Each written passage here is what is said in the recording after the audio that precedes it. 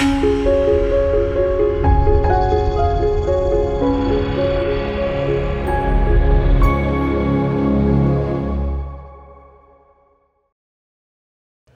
everyone.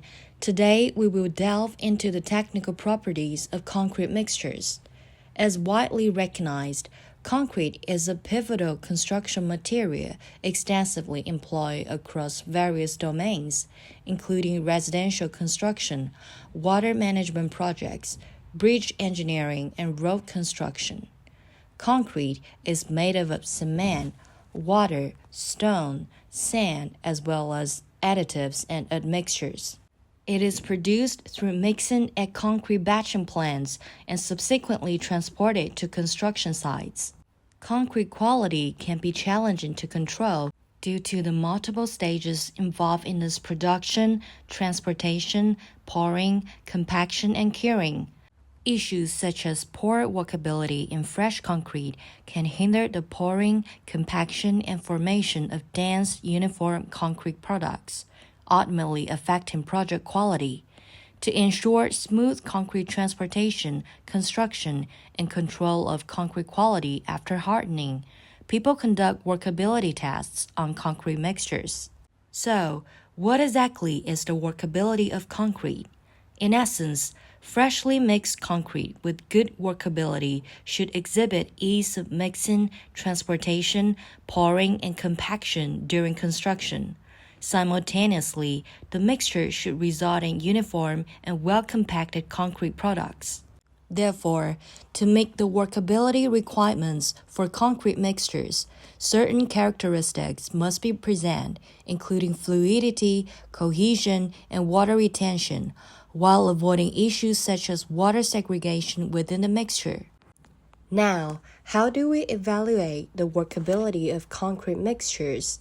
China's Ministry of Housing and Construction has outlined the methods for assessing concrete mixture workability in the Standard for Test Methods of Properties of Ordinary Concrete Mixtures, GBT 50800 to 2016, revised in 2016. The SLOM test is applicable to concrete mixtures with aggregate maximum nominal sizes not exceeding 40 mm and SLOMs not less than 10 mm.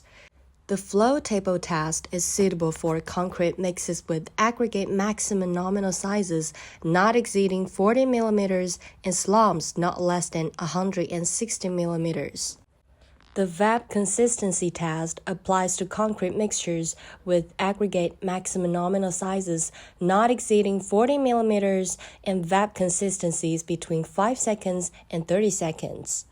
For mixtures with SLOMs not exceeding 50 mm or for dry hard concrete and mixtures with VAP consistencies exceeding 30 seconds, a modified VAP test is conducted to assess their workability. Now, let's proceed to the testing methods for concrete mixture workability, starting with the equipment preparation. Next, the preparation of concrete.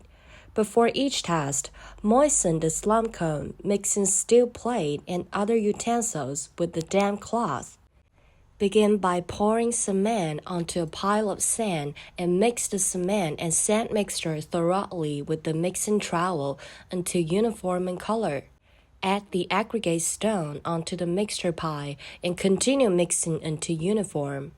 Create a depression in the middle of the dry mixture pile, then pour the pre-measured water into the depression.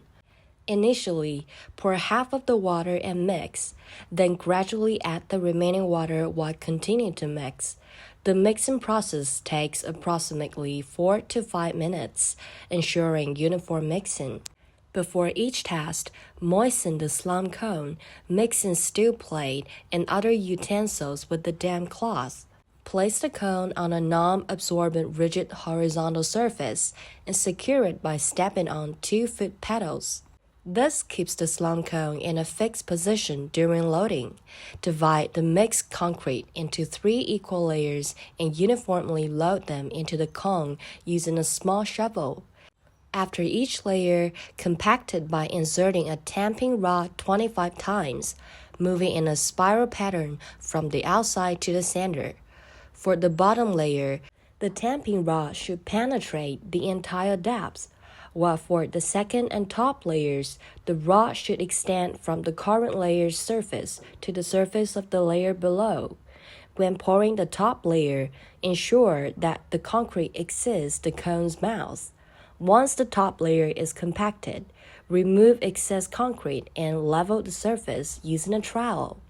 After cleaning any concrete from the base and sides of the cone, smoothly and vertically lift the slump cone. The process of lifting the cone should be completed within 5 to 10 seconds. From the start of loading to lifting the cone, this entire process should be uninterrupted and completed within 150 seconds. After lifting the slump cone, immediately measure the height difference between the cone's height and the highest point of the slump concrete specimen. This measurement uses the slump value of the concrete mixture. If, after lifting slump cone, the concrete collapses or shears on one side, then a new sample should be taken for testing. If during the second test, concrete collapse or one-sided shear occurs again, it indicates poor workability of the concrete mixture. Concrete mixture cohesion can be assessed using the observation method. Gently tap the side of slump concrete cone with the tapping rod. If the cone gradually settles, it indicates good cohesion. If the cone collapses, partially fractures, or exhibits segregation, it suggests poor cohesion. Water retention in concrete mixtures is evaluated based on the extent of thin slurry precipitation. If after lifting a slump cone, there is no slurry or only a small amount of slurry precipitating from the bottom, it signifies good water retention in a concrete mixture. Conversely, if a substantial amount of slurry precipitates from the bottom after lifting the cone, and the concrete in the cone section becomes exposed due to slurry loss, it indicates poor water retention in the concrete mixture.